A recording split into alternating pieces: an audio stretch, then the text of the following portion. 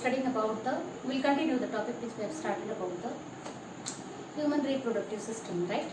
So in our previous session, we studied about the primary sex organ in the male reproductive system, right, and the accessory sex organs we are supposed to study. In case of the primary sex organ, we studied about the testicles or the testes, right?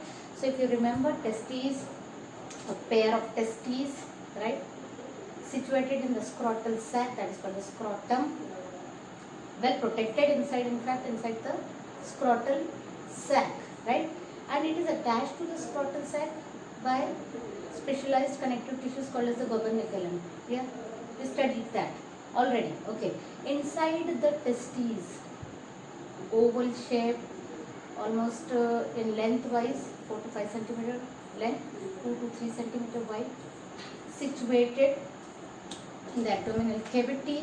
The scrotal sac or the scrotum bag helps to maintain that temperature little lower than the body temperature, right? 2 to 2.5 degrees temperature, that is less temperature compared to the normal body temperature that is needed because for the survival or viability of the sperms. So it is well protected inside the scrotal sac so as to lower the temperature of the testes, and inside the testes, basically testes being the site of spermatogenesis or the sperm formation. For the sperms to remain viable or active, it should have little low temperature, right? So for that reason, again in case of testes, we studied about the various components of testes, right? Inside the testes, we have studied that it has many lobules. The outer 3 layers, that is the tunica, outermost layer of the testis, the tunica vaginalis. The inner second layer, made up of fibrous connective tissues, that is the tunica albuginea, and the innermost is the tunica vascularis, right? So again, then into that, students, yesterday while studying about these all layers, we came across the important part, the actual site or the functional, structural and functional unit of testes, that is the seminiferous tubule, right? 2 important components present here, that is the seminiferous tubules and the Sertoli cells, right? About seminiferous tubules we studied yesterday already. Sertoli cells, actually they are kind of nurse cells. They provide nutrition, right? They nurture the seminiferous tubule and the sperms present inside, right? Again, after these all things, we got to know that there is interstitial space present between the seminiferous tubules. This interstitial space, also called as the Leydig interstitial, formed by interstitial cells, also called as Leydig cells. Leydig cells, basically they are endocrine in nature, right? So why endocrine in nature? Because they release the hormone, right, the male sex hormone. So they show their endocrine behavior, endocrine nature. If we see, look into this picture, students, we get to know that the seminiferous tubules, where actually the sperms are formed, these are tubules, they unite in the form of collection of ducts, you can say. These collection of ducts is called as the retitestes. Okay, and these ducts together through the efferent duct will pass and connect to the epididymis.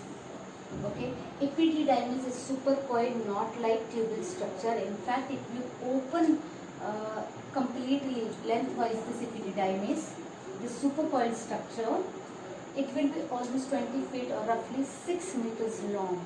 Okay, so epididymis, the supercoiled structure, basically it receives the sperms which are formed in the seminiferous tubules through this retitestes, okay, into the epididymis. The sperms will reach. Again, this epididymis is the super convoluted structure, knot-like structure. Okay, right from the front, the upper part of the testes, it elongates backwards, and then the tail part. So you can divide this epididymis into 3 compartments, you can say, or 3 different regions: the head part, the body part, and the tail part. Okay, So epididymis can be divided into three important parts. The head part, the upper part of epididymis is also called as the caput epididymis, is called the caput epididymis. The body part, the corpus epididymis, okay, and the tail part of epididymis is the cauda epididymis. Following, head part, the caput epididymis, the body part, corpus epididymis, the tail part, which is the cauda epididymis. Actually, it is, students, the cauda epididymis, the tail part of the epididymis, where actually the sperms mature. Okay, this is important. The sperms take time to reach to this part. They get matured there. No doubt, sperm's site of formation is seminiferous tubules, but sperms will mature in the epididymis. Into the epididymis, which region? The tail region or the cauda epididymis part. Okay, this you have to remember, students.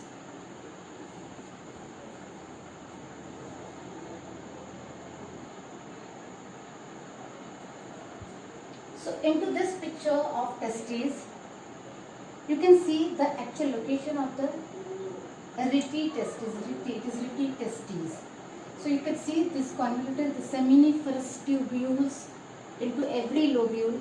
These all seminiferous tubules. They all will unite into several ducts, you can say, form here a collection of ducts called the repeat testes. From here through the efferent duct, these all sperms which are formed in the seminiferous tubules are carried to the epididymis. Okay.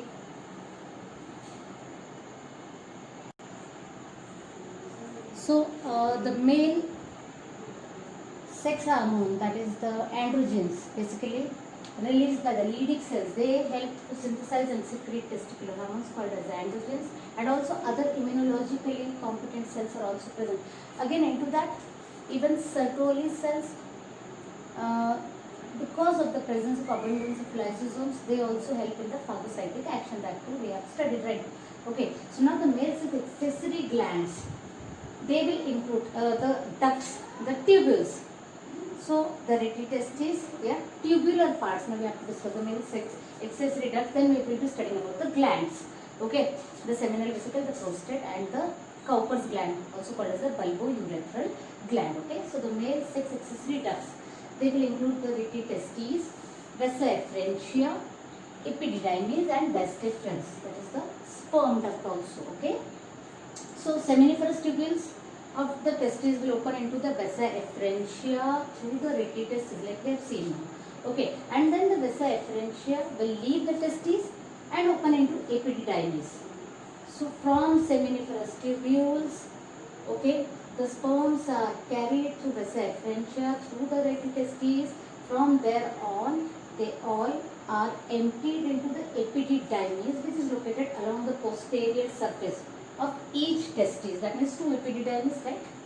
So the epididymis leads to then vas deferens, that is the sperm duct, that will again ascend to the abdomen and loop over the urinary bladder. Remember this thing, very important, the location of the epididymis, also the vas deferens. Okay, so epididymis will connect, has immediate connection with the sperm duct, or also called as the vas deferens. So epididymis will lead to vas deferens that ascends to the abdomen part, and from there it will loop over completely from the urinary bladder.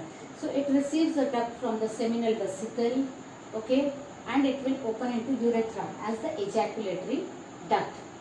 These ducts will store and transport sperms from the testes to the outside through the urethra, and the urethra originates from the urinary bladder, and it will extend through the penis to its external opening called the urethral meatus.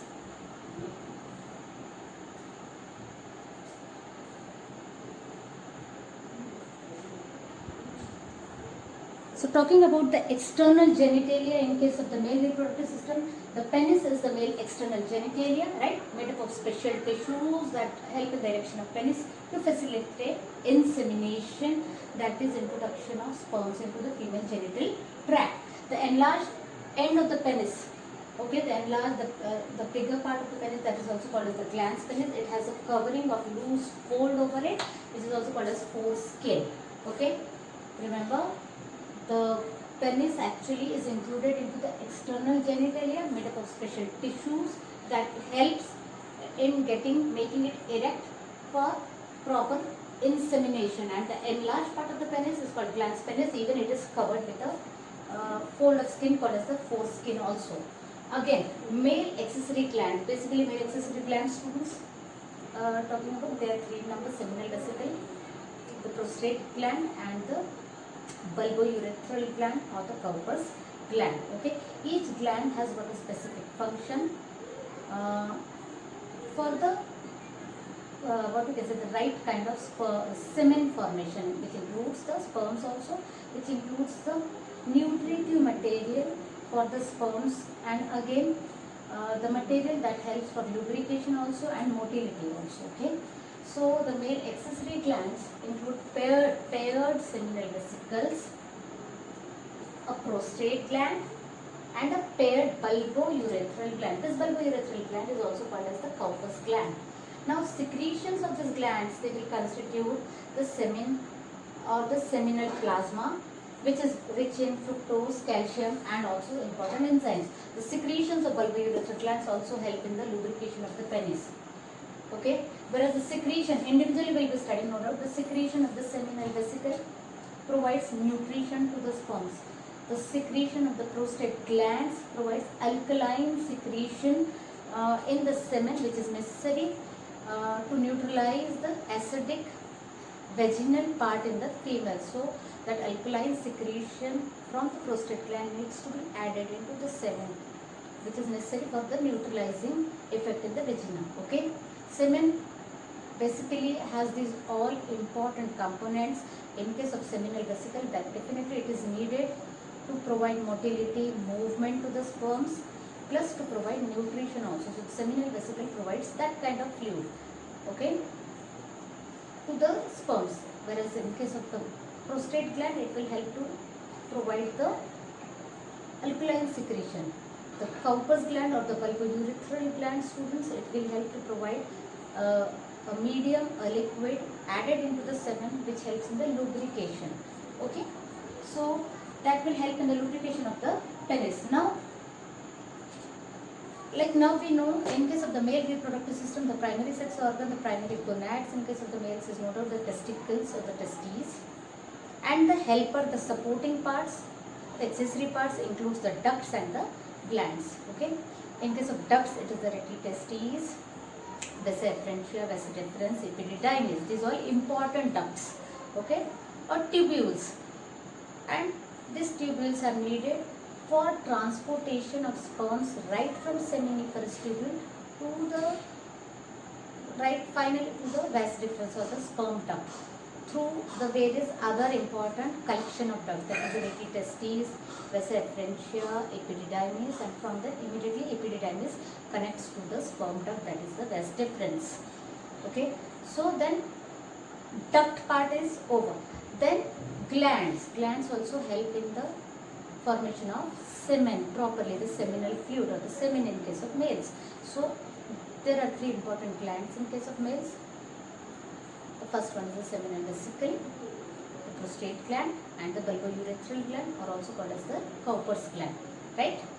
So these all glands and ducts, they form the accessory parts, whereas the main primary part, the primary gonad, is the testis. Now, same student, the same way in case of the female reproductive system also, the main part, the main gonad, wherein actually the female egg cell, the female gamete, the right term for it is the ovum that is formed. That site is the ovaries. Again, they are paired. As in case of males, a pair of testes. Similarly, in case of females, there is a pair of ovaries, right? So again, now about the ovaries and the female reproductive system we have to study. So the female reproductive system will consist of a pair of ovaries, they are 2 in number, along with a pair of oviducts. These oviducts, students, it's also called as the fallopian tube.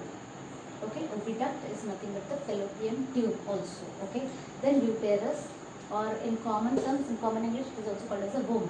Okay, then the cervix, finally the vagina, and the external genitalia located in the pelvic region. Female reproductive system consists of their ovaries, oviduct, important one, ovaries and oviduct. Then comes the uterus, cervix, vagina, and the external genitalia, which is all located in the pelvic region. We will be seeing in the picture.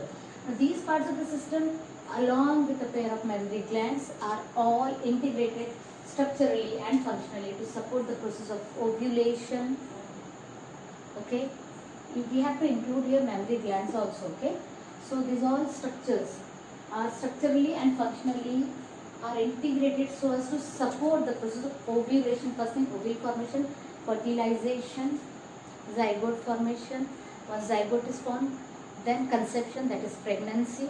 Pregnancy is complete entire duration, that is the gestation, right? Then the delivery of the baby, that is also called as the parturition, right? So these all things, that is about till the child care and all. So these all organs, you can say, they are structurally and functionally integrated in such a way that they will help the process of these all things like ovulation, fertilization, pregnancy, birth, and the child care. Basically, ovary are the primary female sex organs that produce a female gamete, that is the ovum, singular, ova, plural, and several steroid hormones, ovarian hormones also. The ovaries basically are located one on each side of the lower abdomen. Each ovary about 2 to 4 centimeter in length and is connected to the pelvic wall and uterus by ligaments. These ligaments are called as the ovarian ligaments. They are held in their position with the help of a string-like part, you can say ligament. Okay, ovarian ligament. So each ovary is covered by, again, just in case of testis students, we studied that there are 3 coverings in case of testis, right? The tunica vaginalis, the albuginea, and then finally the vesicularis. Similarly, in case of ovaries also, each ovary is covered by a thin epithelium which encloses the ovarian stroma. Okay, and the stroma is divided into many what you can say cortex part, and the inner part is called the medulla. So you can divide the inner part of the ovary into 2 major regions. The outer part of any, in case of bio students, wherever we study the outer part of any structure, that is the cortex, central part is the medulla. Similarly, in case of ovary also, you can divide it into 2 zones, 2 regions, 2 areas. The outer one is the cortex, while the inner one is the medulla part. Okay, so now we'll be seeing the structure of the female reproductive system.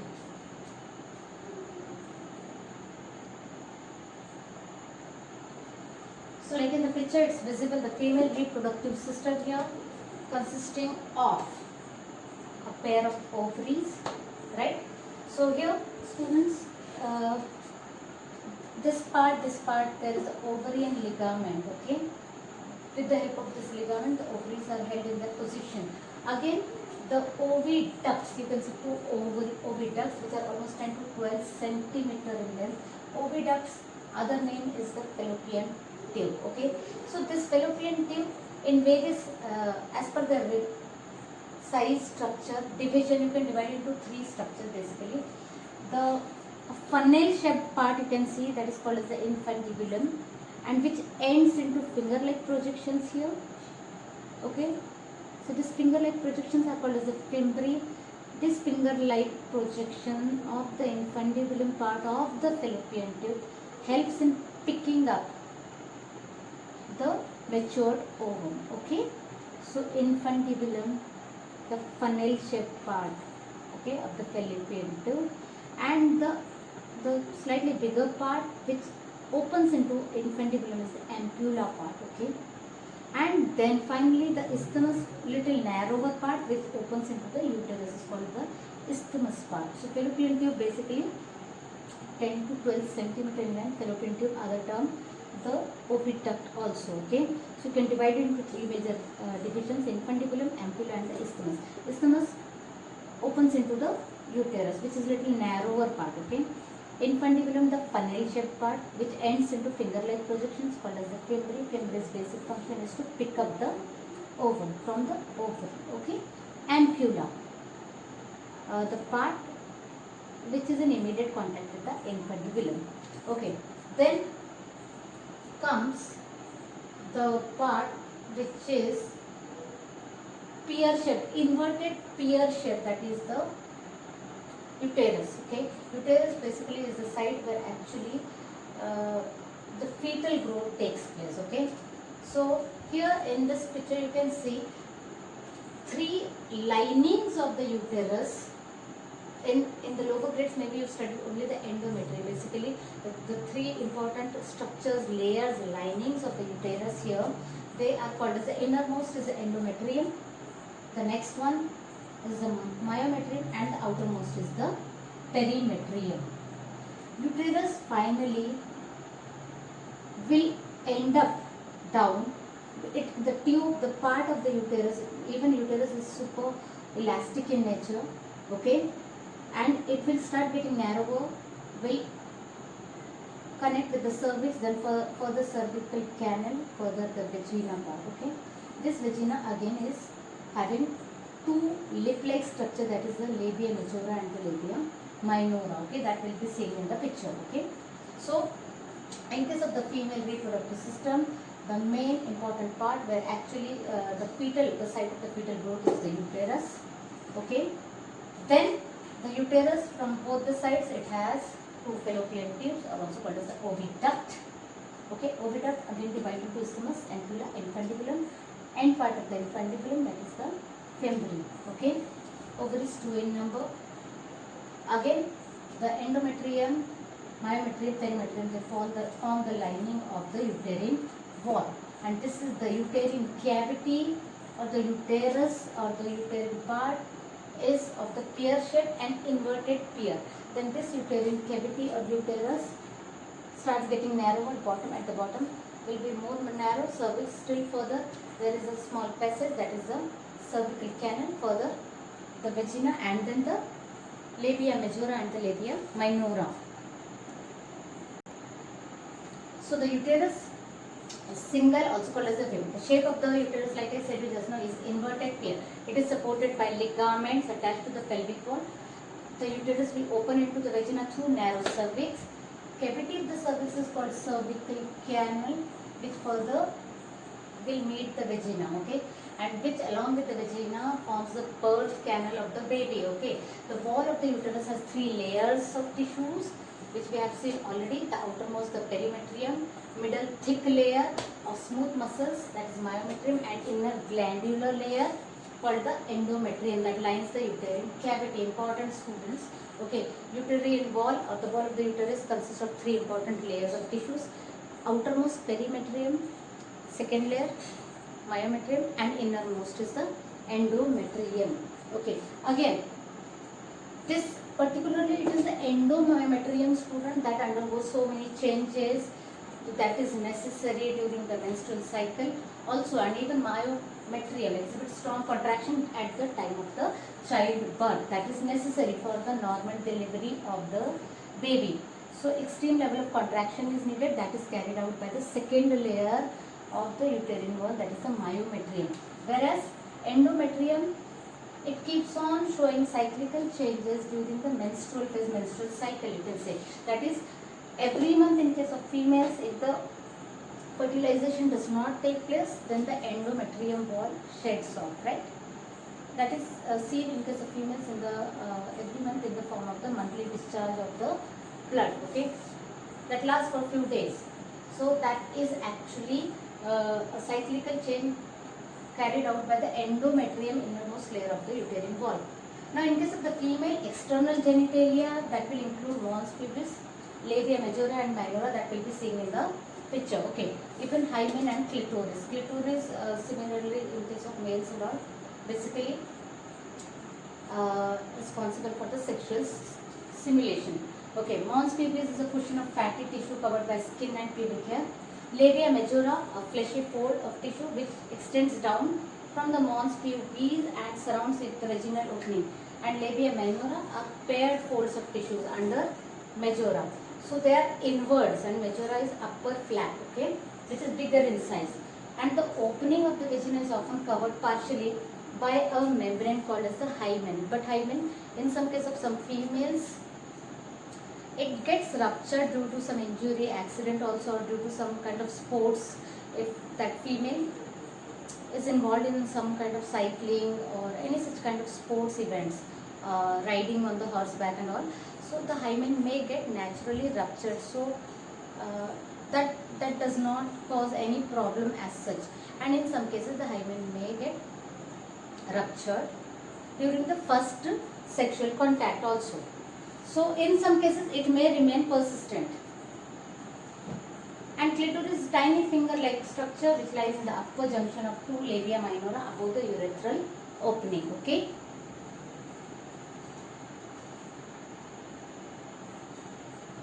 So yeah, like here it's given, the hymen is often torn during the first coitus, that is intercourse. However, it can also be broken by any accident, fall or jolt, insertion of any vaginal tampon, active participation in some kind of sports like the horseback riding, cycling. In some women, the hymen persists even after the coitus also. So, in fact, the presence or absence of hymen is not at all a reliable indicator of virginity of any female or sexual experience. So people should not come to any conclusion about the virginity in case of females if the hymen is found to be ruptured, right?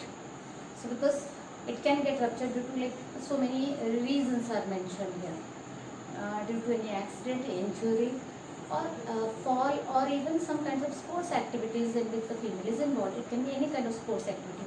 So naturally the hymen, which lies as a covering of the vaginal part, it may get ruptured because it's a very thin kind of flap-like part, very thin.